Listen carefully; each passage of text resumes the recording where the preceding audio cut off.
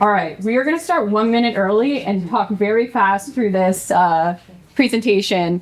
So we're going to talk about clinic performance dashboards, the intersection of education, informatics, and assessment. My name's Danielle Miller. I'm education faculty at University of Colorado, affiliated with the Denver Health Residency. But this is a collaboration between University of Virginia, NYU, Stanford, and also University of Wisconsin-Madison. And we all have independently created these clinical performance dashboards for our residents. And so we wanted to highlight those for you all today. Here are all our presenters and collaborators.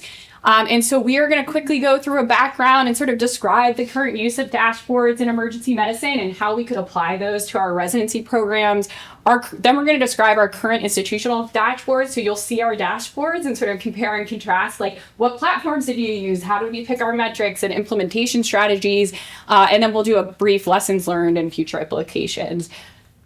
All right, so background. So we know that the ACGME requires residents to get patient clinical information, right? We call that practice-based learning and improvement. And this really aids our learners and our residency programs in knowing like, hey, how is this learner progressing in their clinical performance? And it helps in programmatic assessment.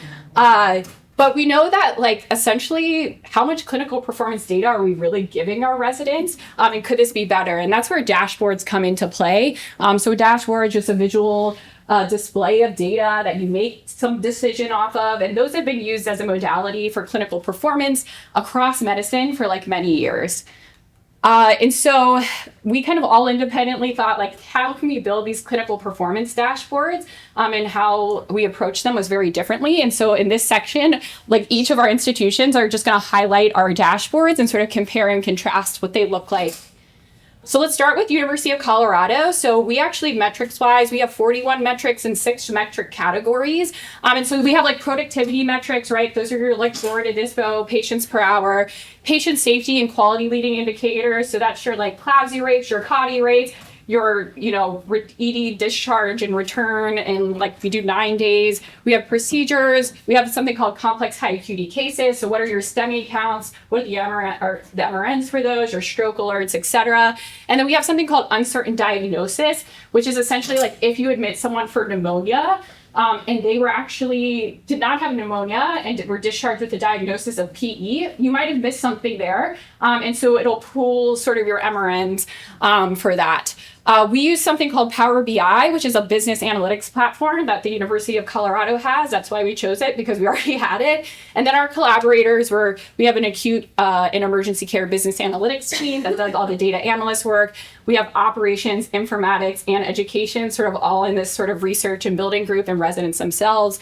And then implementation, we piloted ours this last fall. We're doing full implementation for all residents in 2025. We sort of use the technology acceptability model, like how acceptable and usable is this in our pilot. And then we have 2 views. We have like a leadership view and a resident view. So what does this look like? And so for instance, this is sort of like our summary landing page for resident. You can kind of see there's like a user area up here. I can't point, but a user area. And then you have things like just a summary of like, what are their productivity counts? You can like toggle the dates, your complex high acuity cases, your patient safety, your procedures. And then if you want to like drill down into any of these, you can like click on one of those and it'll take you to the specific page. So right, procedures performed, it'll give you counts. It'll actually on the right give you your MRNs for those. This is our patient safety and leading quality indicators. So if you look, for instance, for like 9-day return for discharge patients, right, you could toggle, this one's by year, and then we normed it to the class. So your class 25th percentile versus 75th percentile for those. And then say you wanted to know, well, like who did return in that 9-day return for discharge, you could like then get all the MRNs of the people who returned and kind of go through and check like why did they return. Here's some other views, but this is the leadership view. So essentially similar to the resident landing page, it just aggregates all the data for every resident. And then this is just an extra view that the residency leadership gets, where you could like on this side, like select your resident and kind of see across the top all 41 metrics, or you could select multiple residents and then it'll sort of aggregate those at the bottom. All right, I'm going to hand it off to Stanford. Right. Hello, everyone. I'm Ash Ryder from Stanford and talk a little bit about what we've done with metrics. So we've really focused on kind of things that are going to be relevant to the resident once they're out in clinical practice. So some of those productivity metrics and have patient throughput. And then the other piece is like really kind of like more institutional specific, like residents want to know what their ESI levels and breakdown because we have a few different zones within our ED. And then we wanted to make the return visits educational. So there's a separate element where they're getting return visits within 72 hours where residents came, they were discharged, and then within 72 hours they returned and they were admitted, and the residents actually received MRNs for those visits. Our platform was Epic, which is pulled using SQL, and then using some of like statistical reformatting put into R, and then ultimately available to the residents on a Google Drive that is institution specific, and that's where they access a lot of other materials for residency, so it's something that they're commonly entering. Our collaborators work primarily lead Sarah Krasaniak, our PD. We have two wonderful data analysts who are the experts in these platforms down here, not I. And they really led the charge. We worked with our data analytics committee, and then involving stakeholders, which is super important. Residents from the beginning, our chief residents, getting to know kind of what they're most interested in using in their own learning and development. And we implemented this initially in fall 2023, so we're working on a little over a year and a half. And we've been doing quarterly uploads in this PDF, HTML format. Residents can access either. So here's some examples. I think one of the things that I'll point out that ended up being really important is that we actually integrated the residency schedule when we pulled this. So like we looked at exactly what shifts are work, and when there are shift swaps, it's accounting for that. So we're pulling how many patients they saw, but also how many hours that they worked to come up with these patients per hour, because doing it in Epic is actually a little bit unreliable. And then the residents are receiving a median for their class year, as well as an interquartile range, and that's how it's visualized here. And they can toggle over in the HTML format and see like where their name is. We hope to have criterion referenced eventually once we have maybe a few more years of data, but right now this is all kind of norm reference based on their peers, and actually appreciate knowing kind of where they are with relation to their peers. These are more the efficiency focused metrics. So looking at when we thought about this, we felt it was really important to try to cut out any element where the resident has very little control. So thinking about the time, the 3 hours the patient's spending in the waiting room, or once they're admitted, and the boarding time in the ED, and typical length of stay data that ClinOps might pull will include those. So we wanted to do a resident sign up. So once they're roomed in the zone, they're ready if you use Epic. When they sign up for that patient to when that patient is dispositioned, whether it's discharged or admitted, and not necessarily when they leave the bed. So that's this one, and then also the minutes from patient room to resident registration. So that means when they're put in the room and when they sign up to go see them. And you can certainly talk about gaming the system, but we found like if you're going to try to game the system, it's going to add to this overall. And so just an education on this, that you're not being penalized in any way, but it's just a sense of like how long the patients are waiting once they're roomed for you to go see them. And these were some of the examples of things that were more institution specific. So we have these 4 different zones: Alpha, Bravo, Cardinal, Delta, and Alpha is where most of our trauma patients come through. And so the residents are like, oh, am I getting the same number of procedures? Am I seeing the same ESI? And so that was really an ask from them that we tried to deliver on as we pulled this data and kind of giving this as a breakdown for each individual resident. And then we also have our procedure details. This is only from one of our sites. We don't have the ability to pull from our other sites, but how many procedures that they're doing, the specific type, and then also how many times that's done over their class year. And I will hand it off to UVA. Thanks. So my name is Tim Lang. I'm assistant professor at the University of Virginia, and I'm also the director of informatics for the Department of Emergency Medicine. So our dashboard kind of came from the lens of an informatics side of things. So I did the fellowship and then pursued board certification in informatics. And one of my favorite things to do on the Epic user web is look for all the things that UVA either passed on years before and never implemented, or just didn't know were available. And a couple of years ago, I saw that they have this whole suite of ED dashboards, a yesterday dashboard, a control center, and one of those is the ED provider of My Metrics dashboard. And it's catered for attendings, and it originally just looks at the longest ED attending on a treatment team and just throws data on the dashboard. So if you implement that and you don't attribute patients by longest ED attending, it doesn't work. So we at UVA do first ED attending, first ED resident to see that patient. So while I was editing that dashboard for the attendings and getting it to first ED attending, I actually thought, hey, what if I just duplicate this dashboard, replicate all the reporting workbench reports, and then have it point at first ED resident, and then deployed it. So it has patients for this month and last month for the resident saw and were signed up for the first ED resident, has the procedures they performed, what their note signing percentage was compared to when the patient left the ED, and then we added some other custom ones, including the procedures one was custom as well, but what attendings they worked with, and then a link to the evaluation form for the attendings. This dashboard is a little different from some of the other dashboards you'll see, is that this is within Chronicles, it's live data, and it's nice because it's line level. You can go into this report. If you see a patient, you're like, oh, I accidentally signed up for that patient. I didn't really see them. You can edit the treatment team, and then that patient will go right to somebody else's dashboard, the correct patient. So if they edit something, or if they want to see, oh, my Dr. Dispo time was 209 minutes, what 100 patients went into that, they can go into that MRN and find that patient, which is great. And then also it's been great for the residents when they're like, hey, I did a laceration repair on somebody I saw last month, but I can't remember the MRN. They can come to their dashboard, click on laceration repair, and go into that chart and find that patient. So it's nice that it's live, it's in Chronicles, and it's like editable if they need to edit that, and it's immediately available if it's updated.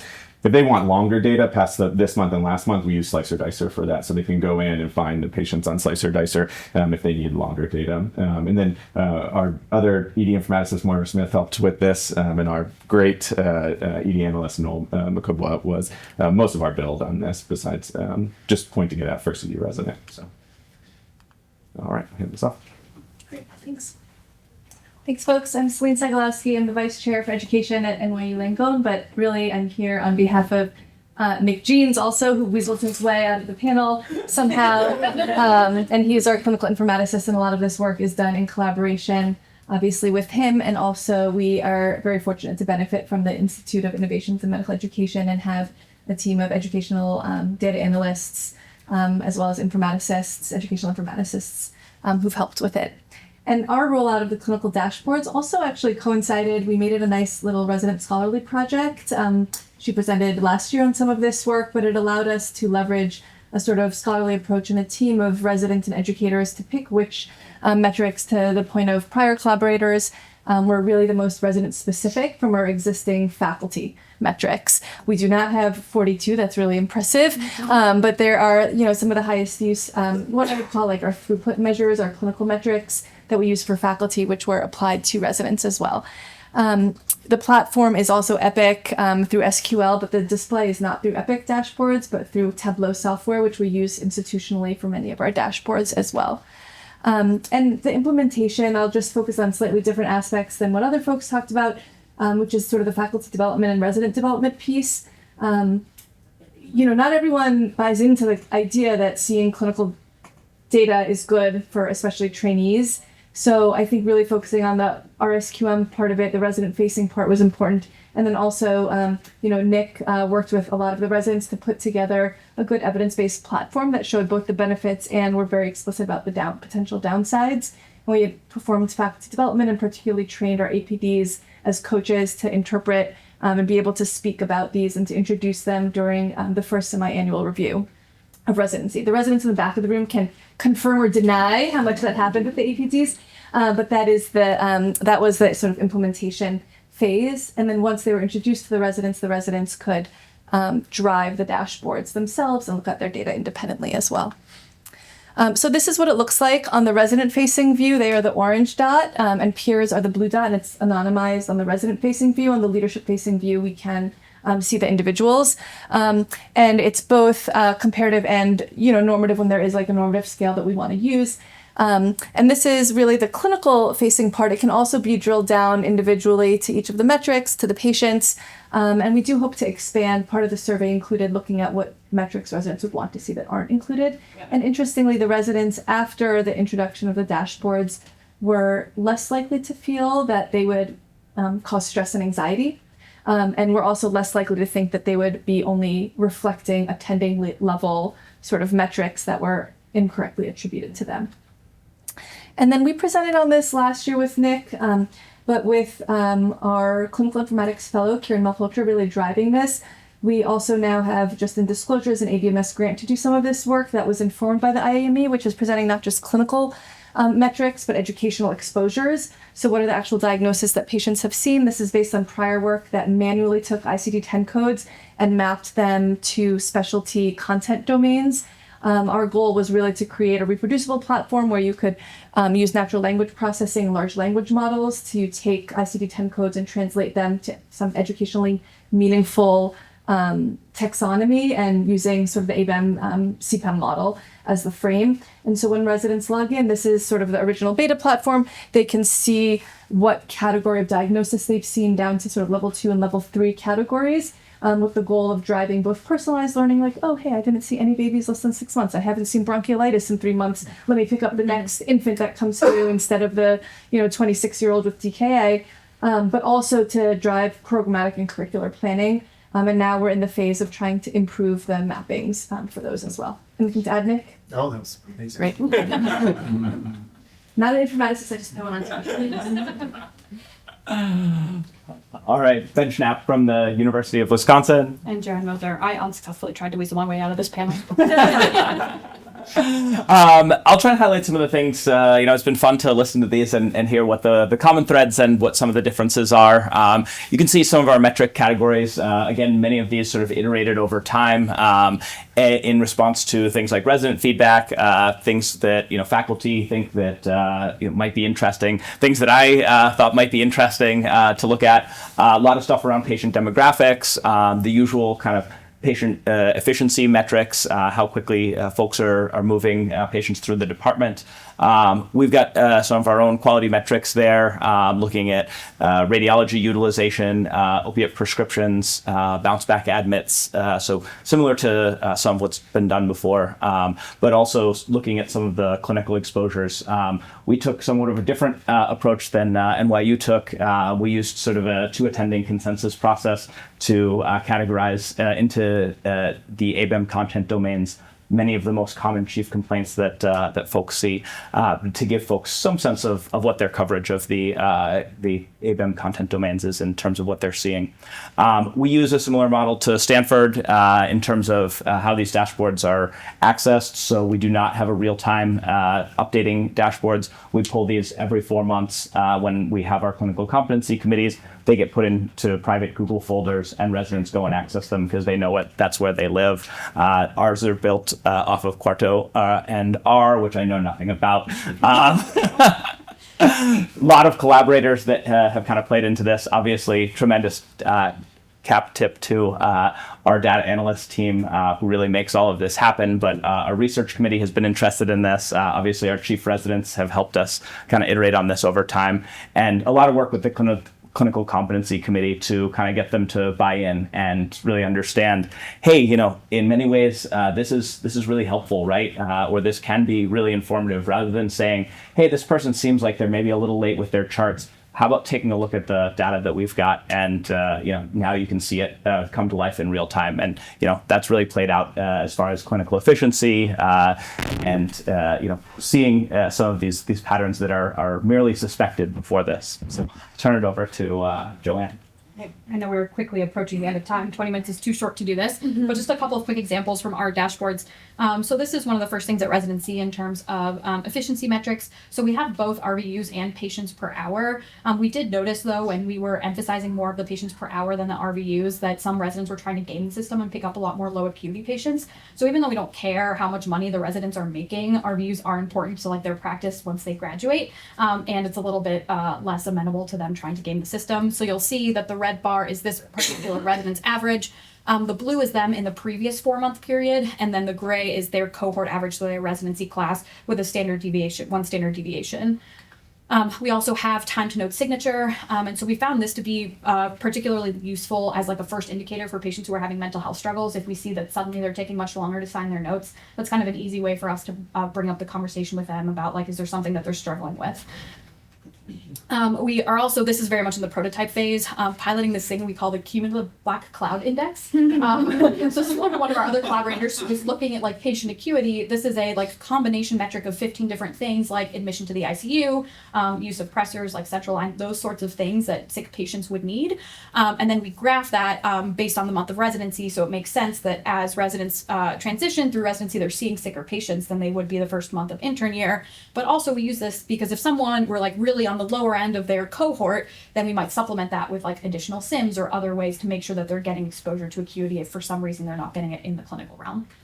And then lastly, one of the other examples we wanted to show you was opioid prescribing. This again is just a way to kind of norm reference compared to the cohort and for people to kind of understand where their practice pattern lies compared to their co-residents. And we will hand it back for the wrap up. All right, so with one more minute, this call will probably resonate with many of you. We each have many of our own lessons learned, but we try to kind of bring together collectively some issues that we faced if you are looking into implementing this at your own institution. So first is the time frame is not next month. This is definitely an order of years to implement. One of the other things is getting the stakeholders involved early, especially the residents and chief residents, as well as your data analysts, so you can have all the players at the table from the beginning.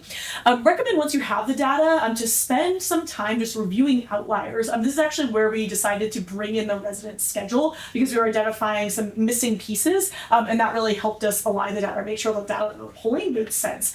And then for the resident's sake, having key definitions or a reference document they can refer back to. I know that was very helpful on our end. And overall, it sounds like, you've done an excellent job at NYU having a support system, having a coach or an APD or someone they can go to, a chief resident, that can help coach them through not just what this is, but how to interpret the data.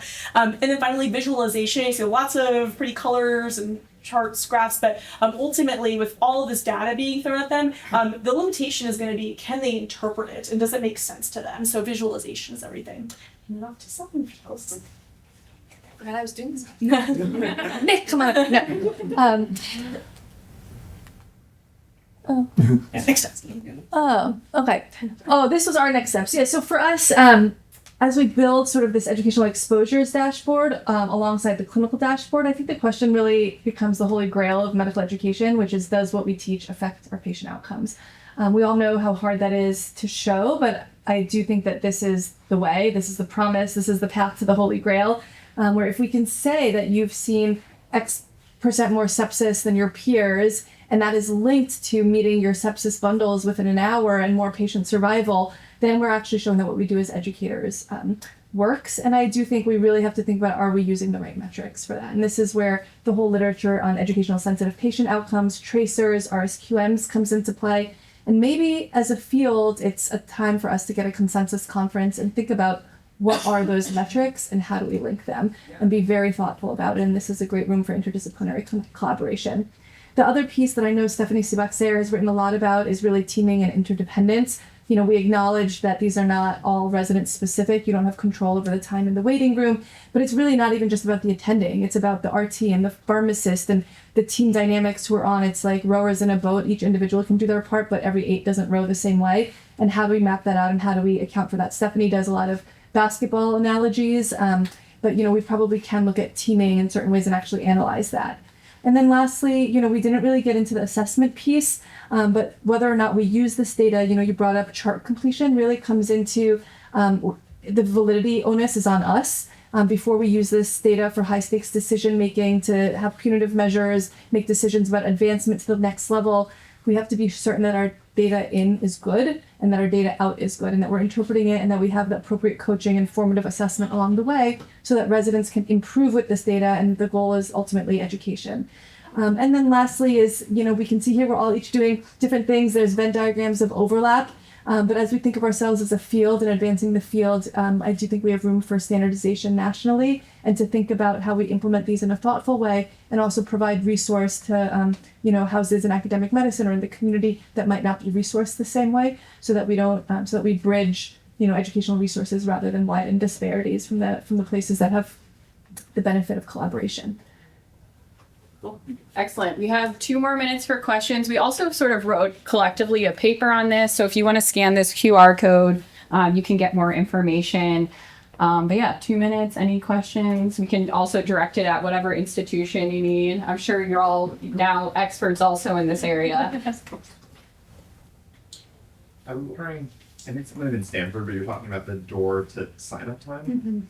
And if your Epic actually like tracks on pages or rooms, because for ours, I feel like they pop up on the board and I'll just like put my name there.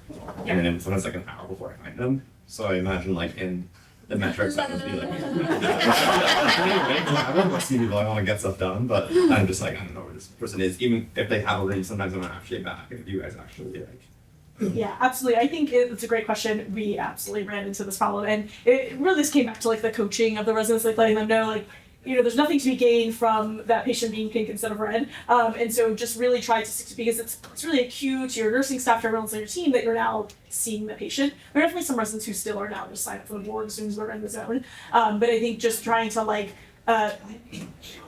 share the reasoning on why it's important. I think once the patient is physically there, then they're on the board, so that piece is not as big of a deal. But I think it comes back down to coaching and why that's important, not just for metrics, but also for like team communication.